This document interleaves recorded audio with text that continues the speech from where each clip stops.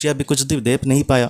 जब ऐसे मतलब गरीबी में ज़िंदगी बीतती है दोस्तों, तब जो लड़के हैं, मतलब मेरे साथ ऐसी घटना हुई थी, इसलिए कह रहा हूँ कि ऐसे जो लड़के होते हैं या फिर लड़की भी हो, तो उनको यही लगता है कि मैं अच्छे से अपना करियर बनाऊँ तो मैं अपने मम्मी पापा को सब कुछ दे दूंगा, बचपन से जिन छोटी छोटी चीज़ों के लिए हम तरसे हैं मैं उनको अच्छे से दे पाऊंगा, ऐसे हमें लगता है। और अगर हम वो ना दे पाए तो हमें बहुत ही ज़्यादा बुरा लगता है। तो वैसा ही उस लड़के के साथ हुआ, उस इंसान के साथ हुआ।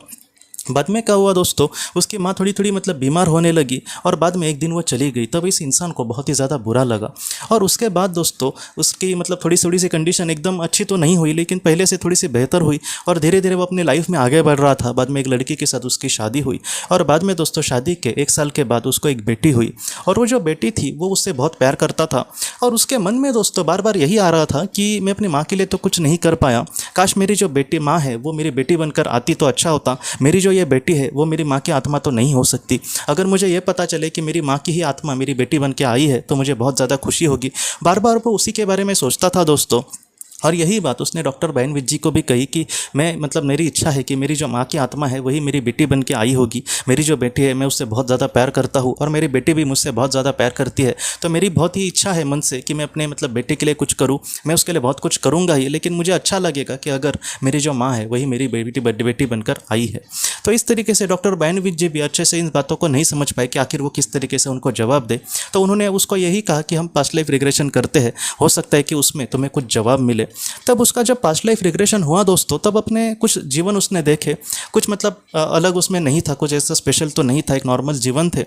लेकिन उसके बाद दोस्तों उसके सामने एक मार्गदर्शक आत्मा आई और उस मार्गदर्शक, उस पवित्र आत्मा ने दोस्तों उससे बहुत ही अच्छे से बात करी। तब इस इंसान ने अपने जीवन के बारे में उसको कुछ पूछा कि मेरे जीवन ऐसा क्यों था, मुझे गरीबी में क्यों जीना पड़ा, मैं अपने माँ के लिए ज़्यादा कुछ नहीं कर पाया। तो उसने बहुत ही अच्छे से जवाब दिए।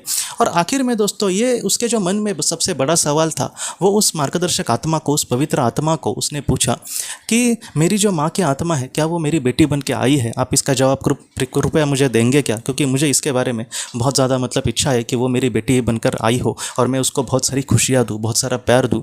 तब उस पवित्र आत्मा ने दोस्तों उसको कुछ इस तरीके से बातें कही कि तुम्हारे अपने माँ के प्रति क्या सच्चा प्यार था? तब इस इंसान ने कहा कि हाँ, मैं अपने आप से जितना प्यार नहीं करता मैं उतना अपनी माँ से करता था। और उसके बाद उस पवित्र आत्मा ने यह कहा कि क्या तुम अपने बेटी से सच्चा प्यार करते हो? तब उसने ये कहा कि हाँ, मैं अपने बेटी से भी बहुत ज़्यादा प्यार करता हूँ, वो मेरे एकदम जिगर का टुकड़ा है।